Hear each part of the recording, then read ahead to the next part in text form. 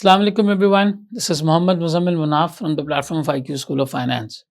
आज से कई हजारों साल पहले किसी शख्स ने एक बड़ा सा पत्थर उठा के एक पहाड़ की तरफ दे मारा। पता चला कि जब इस तरह के दो पत्थर आपस में टकराते हैं तो उससे आग पैदा होती है, फायर प्रोड्यूस होती है। और इस फायर के कितने यूज़ केसेस, आग को इस्तेमाल करने के कितने यूज़ केसेस आज आम जिंदगी में हम देखते हैं। न सिर्फ कुकिंग में बल्कि इंडस्ट्रियल मैन्युफैक्चरिंग के अंदर, स्टीमिंग के अंदर, बहुत सारे प्रोसेसेस में जो है वो आग इंसान की बहुत सारी चीज़ों में जो है वो मदद करती है और इससे जो हीट पैदा होती है इससे कई सारे काम जो है वो किए जाते हैं। सर एक छोटी सी ऑब्जर्वेशन थी, एक पत्थर पहाड़ की तरफ मारना, पता चला दोनों के बीच में एक फ्रिक्शन क्रिएट होता है और उससे आग पैदा होती है, फायर प्रोड्यूस होती है। इस छोटी सी ऑब्जर्वेशन को हम कह सकते हैं कि ये एक इन्फॉर्मेशन थी या एक छोटा सा डेटा पॉइंट था।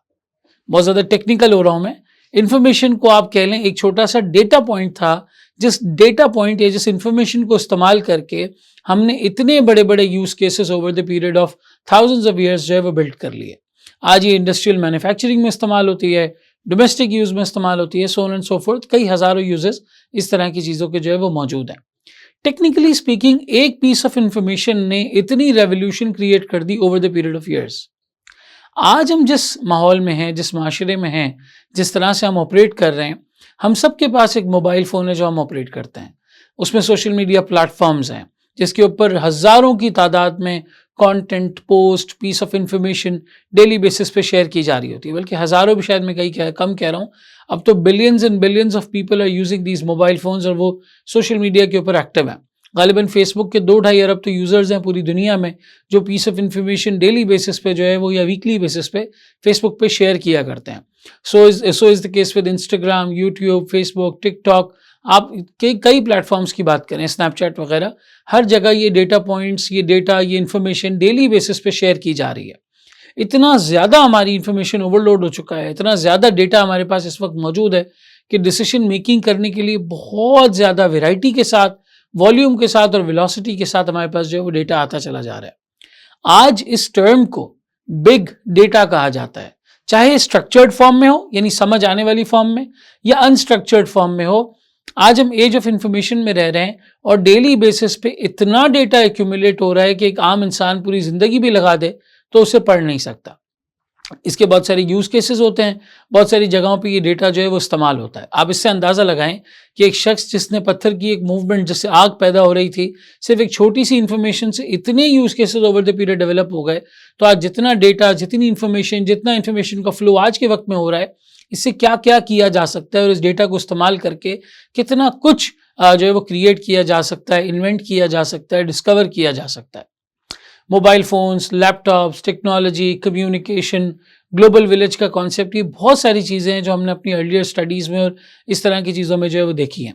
और इस टर्म को प्राइमरीली कहा जाता है big data. The amount of information, the amount of data जो आज के वक्त में एक वास्ट फॉर्म में, बड़ी सी फॉर्म में हमारे सामने मौजूद है और इतना ज़्यादा इंफॉर्मेशन फ्लो हो रहा है, इतना ज़्यादा डेटा फ्लो हो रहा है सोशल मीडिया पर, टेक्नोलॉजी के थ्रू, इंटरनेट के थ्रू, ख़ास तौर पे इंटरनेट के थ्रू जितनी इंफॉर्मेशन फ्लो हो रही है इसको हम कहते हैं बिग डेटा। अगर मैं प्राइमरीली इसकी डेफिनेशन की बात करूं तो big data is the term used to describe a huge volume of both structured and unstructured data that is so large it is difficult to process using traditional database and software techniques. Sir ये क्या बात हो गई कि आप इसको जो है वो प्रोसेस नहीं कर पाते। आप एक एग्जाम्पल ले लें, आप आज किसी फर्म में आर्टिकलशिप कर रहे होंगे या कहीं पर जॉब कर रहे होंगे, आपके सामने माइक्रोसॉफ्ट एक्सेल की एग्जाम्पल है। माइक्रोसॉफ्ट एक्सेल में कोई 10-20 लाख रोज तक डेटा और कॉलम्स तक डेटा हम जो है वो डाल सकते हैं, लेकिन वहाँ आके वो शीट भी मुकम्मल हो जाती है। कोई 500, 550 या 600 शीट्स आप जो है वो क्रिएट कर सकते हैं। वहाँ आके भी जो है वो माइक्रोसॉफ्ट एक्सेल की एक फाइल मुकम्मल हो जाती है। फिर आप हज़ारों फाइल्स क्रिएट कर सकते हैं, वहाँ आके आपकी हार्ड डिस्क मुकम्मल हो जाती है।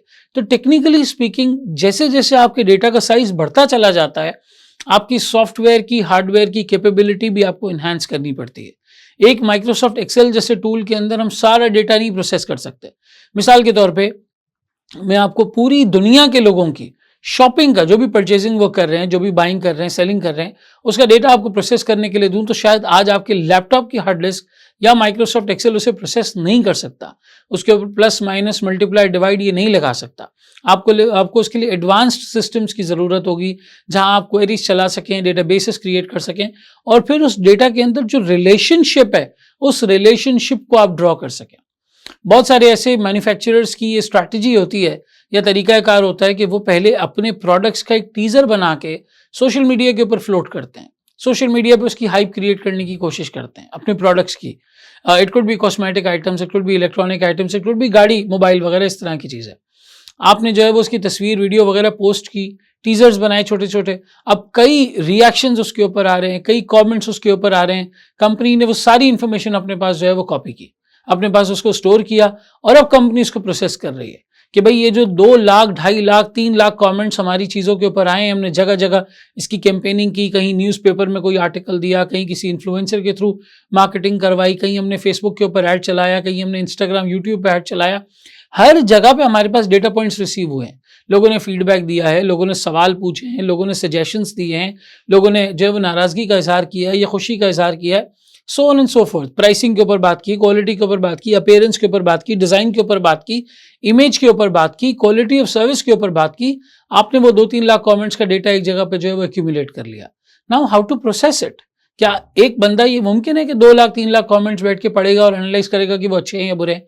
नहीं सर, ये एक कंप्यूटिंग डिवाइस यानी एक कंप्यूटर यानी टेक्नोलॉजी, इंफॉर्मेशन टेक्नोलॉजी इसको प्रोसेस कर सकती है और आपके सामने एक डैशबोर्ड क्रिएट करके दे सकती है कि जैसे फॉर एग्जांपल गुड का वर्ड कितनी बार आया है, एक्सीलेंट का वर्ड कितनी बार आया है, बैड का वर्ड कितनी बार आया। अब अगर ये डेटा पॉइंट्स मेरे सामने आ जाएं तो मुझे अंदाजा हो जाएगा कि हाँ यार, मेरे इस टीजर के ऊपर जिसपे मैंने मिसाले 5-8 लाख रुपए का मार्केटिंग बजट लगाया और अपने प्रोडक्ट का एक टीजर दिया, इसके ऊपर क्या रिस्पॉन्स आ रहा है, क्या फीडबैक आ रहा है लोगों का। अब ये इतने बड़े डेटा को आपने प्रोसेस किया और आपने एक सोशल एनालिटिक्स परफॉर्म किया उसके ऊपर कि लोग मेरे प्रोडक्ट को कैसे देख रहे हैं, उनका फीडबैक क्या है, क्या वो प्राइसिंग से एग्री करते हैं, क्या वो डिज़ाइन से एग्री करते हैं, क्या वो इमेज से एग्री करते हैं, क्या वो क्वालिटी से एग्री करते हैं, क्या वो अपीयरेंस से एग्री करते हैं, क्या वो आफ्टर सेल सर्विस की कंडीशन से एग्री करते हैं, सो ऑन एंड सो फोर्थ। ये डेटा बहुत हद तक कंपनीज एनालाइज करती हैं अपने प्रोडक्ट्स को फीचर करने के लिए, मार्केटिंग करने के लिए और फिर आप तक वो प्रोडक्ट पहुंचाने के लिए। आप फेसबुक को देख लें, सारा गेम ही उसका डेटा का है। इंस्टाग्राम को देख लें, हम अपनी प्रोफाइल्स बनाते हैं, उसके ऊपर नाम, age, marital status, address, city, location, ये सब चीज़ें डालते हैं।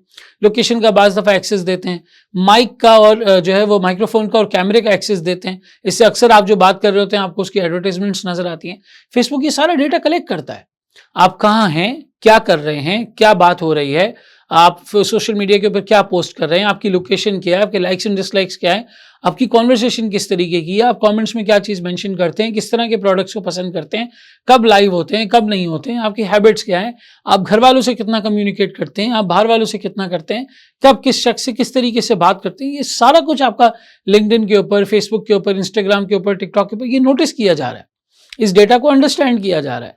अब इस डेटा को अंडरस्टैंड करके वो आपको प्रोडक्ट की एडवर्टाइजमेंट्स दिखाते हैं कि अगर आप फलां चीज़ को पसंद करते हैं तो उससे रिलेटेड एड्स आपको नजर आ रहे होंगे। आपके टाइम के हिसाब से, आपकी बिहेवियर के हिसाब से, आपकी लाइक्स डिसलाइक्स के हिसाब से आपके सामने सोशल मीडिया न्यूज़ फीड के ऊपर जो है वो चीज़ें आ रही होंगी। आपकी टाइमलाइन के ऊपर जो पोस्ट हैं, जो वीडियोज़ हैं वो अपीयर हो रही होंगी। इसीलिए कहते हैं कि ये जो सोशल मीडिया प्लेटफॉर्म्स होते हैं पोलराइजेशन क्रिएट कर देते हैं। यानी एक शख्स अगर फॉर एग्जांपल, मैं बहुत इजी एग्जांपल लूंगा आज की कॉन्टेक्स्ट के हिसाब से, एक शख्स एक पॉलिटिकल पार्टी को बहुत पसंद करता है तो वो उससे रिलेटेड कंटेंट पढ़ रहा है, तो सारे सोशल मीडिया प्लेटफॉर्म्स उसी से रिलेटेड उसको कंटेंट दिखा रहे हैं।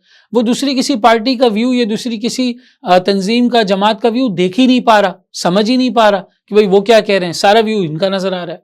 इसके बरक्स दूसरा शख्स है वो किसी और तंजीम को सपोर्ट करता है, किसी और पार्टी को सपोर्ट करता है, उससे रिलेटेड कंटेंट जो है वो दिखाया जा रहा है।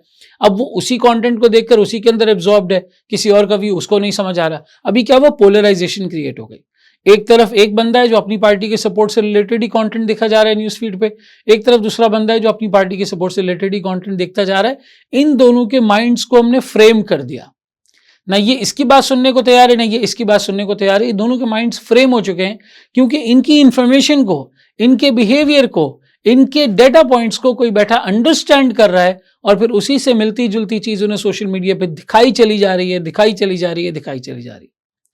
तो टेक्निकली स्पीकिंग बहुत ज्यादा डेटा को स्ट्रक्चर करके एक शक्ल में लेके आके उसको स्टडी करके फिर डिसीजन मेकिंग की जाती है कि अब आपने इसे कौन से प्रोडक्ट का एडवर्टाइजमेंट दिखाना है या कैसे इस कस्टमर से जो है वो डील करना है। मैंने 12 अपने पिछले लेक्चर्स में ये एग्जांपल दी है कि वॉलमार्ट का फाइनेंशियल एनालिसिस एक इन्वेस्टमेंट कंपनी ने उसकी पार्किंग के डेटा को स्टडी करके किया था कि जी कब किस वक्त किस टाइम पे कितनी गाड़ियां आ रही हैं और पिछले साल कितनी आई थी।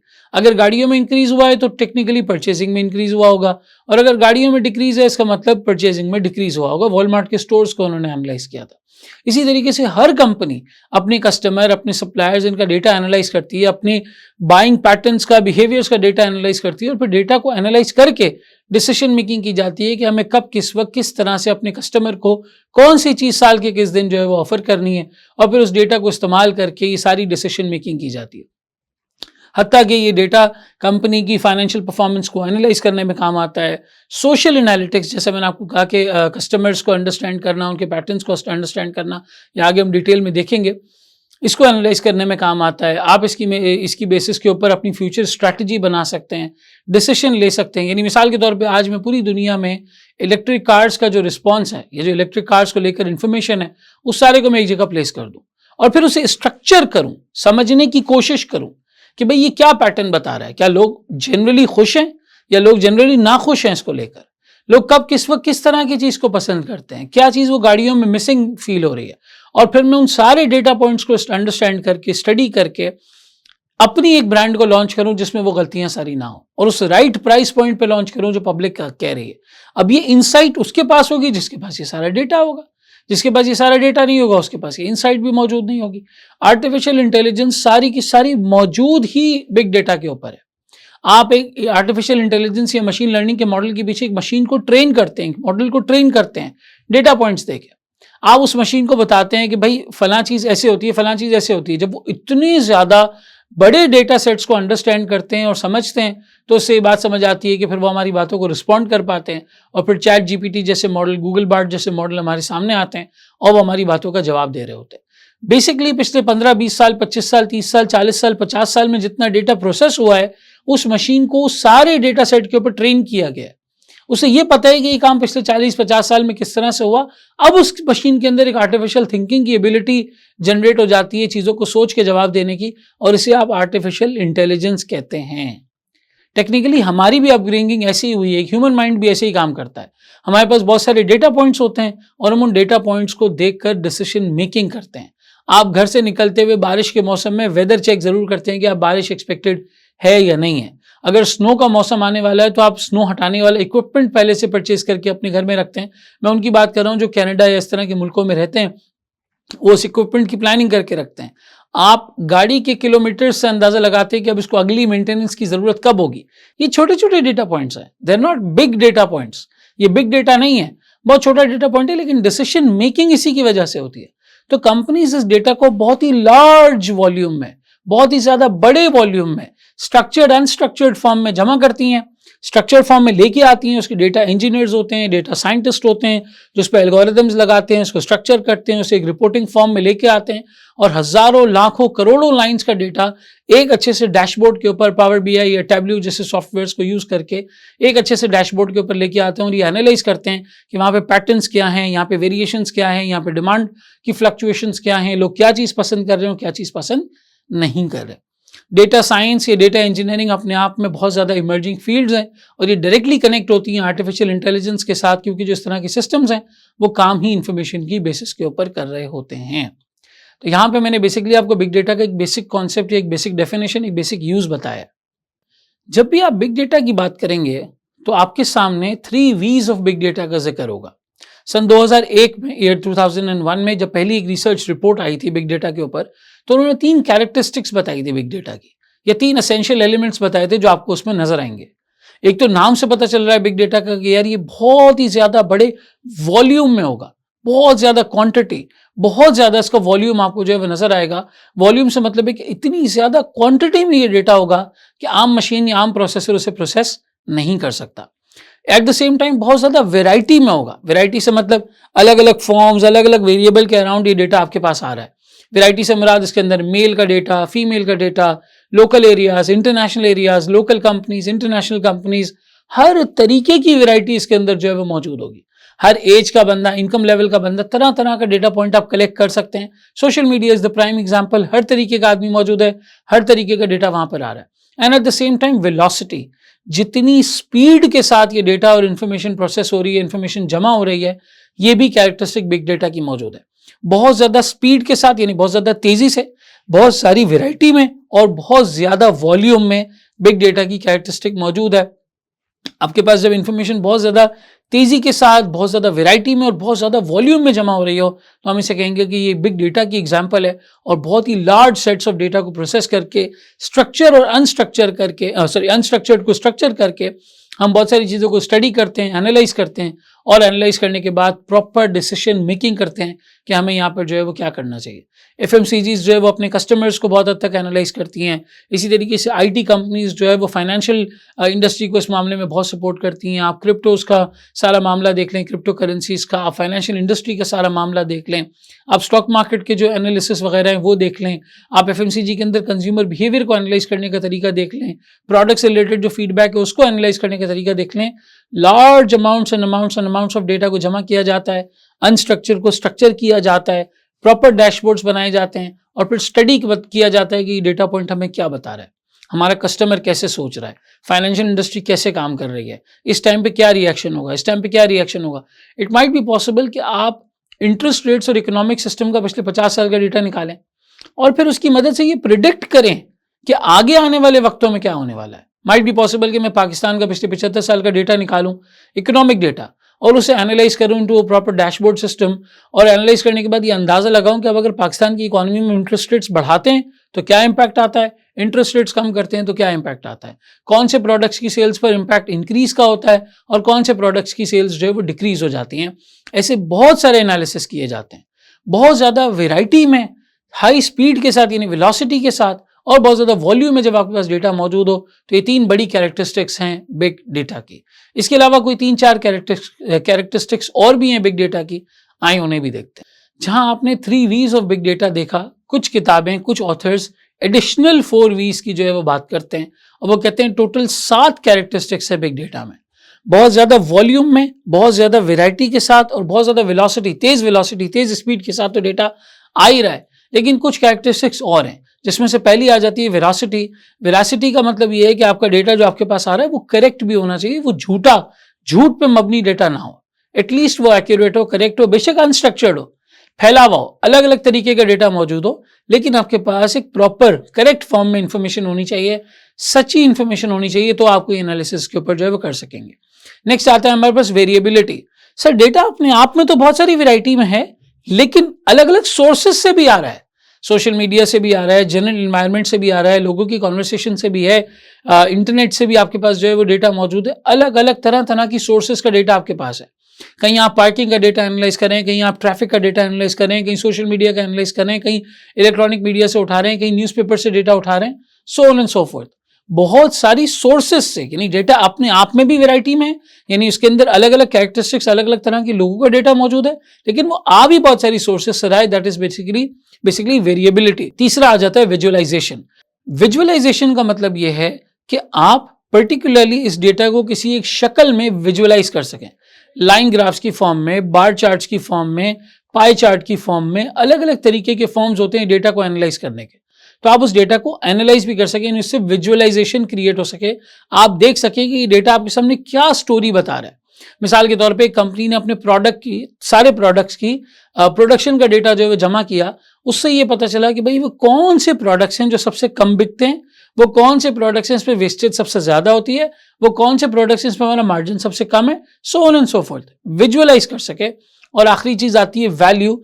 The huge volume of data that big data reflects is capable of creating huge value for organizations, societies and consumers. That means कि आप उससे फायदा भी जनरेट कर रहे हैं, वो इंसाइट जनरेट कर रहे हैं, वो डिसीजन मेकिंग का आर्ट जनरेट कर रहे हैं, जिससे आपको आगे जाके फायदा होगा, एडवांटेज होगा। कभी आप अपनी सेल्स इंक्रीज कर पाएंगे, कभी आप अपनी रेवेन्यू को इंक्रीज कर पाएंगे, कभी आप अपनी कॉस्ट को कम कर पाएंगे, कभी आप अपनी प्रॉफिटेबिलिटी को बढ़ा पाएंगे, सो ऑन एंड सो फोर्थ। तो जहां हम ये कहते हैं कि बहुत ज्यादा वैरायटी में, बहुत ज़्यादा वेलोसिटी यानी तेज़ वेलोसिटी में और बहुत ज़्यादा वॉल्यूम के साथ आपके सामने बिग डेटा मौजूद है। उसी के साथ साथ उसका सही होना, उसकी प्रॉपर विजुअलाइजेशन होना, कंपनी को उसका फ़ायदा होना और मल्टीपल सोर्सेज से वो डेटा गैदर होना, ये भी 4 कैरेक्टरिस्टिक्स आपके पास बिग डेटा की मौजूद है। आज इस इंफॉर्मेशन के दौर में, सोशल मीडिया के दौर में, इंटरनेट के दौर में इतनी इंफॉर्मेशन डेली बेसिस पे हमारे पास आ रही है, कंपनीज इसे एनालाइज करती हैं और एनालाइज करके डिसीजन लेती हैं कि कब, किस वक्त, कहाँ, कौन सी चीज़ आपको जो है वो सेल करनी है। ये हुई हमारी बात एक बेसिक कॉन्सेप्ट के एतबार से कि बिग डेटा क्या चीज़ है और उसकी कैरेक्टरिस्टिक्स का क्या मतलब है। अब आए हम थोड़ा सा समझते हैं कि इसकी स्ट्रेटेजिक इंपॉर्टेंस क्या है, कैसे ये डेटा स्ट्रेटेजिकली इंपॉर्टेंट होता है और कंपनीज इसे किस तरीके से इस्तेमाल करती हैं। हम इसके यूज केसेस भी देखेंगे और स्ट्रेटेजिक इंपॉर्टेंस के कुछ एरियाज भी देखेंगे।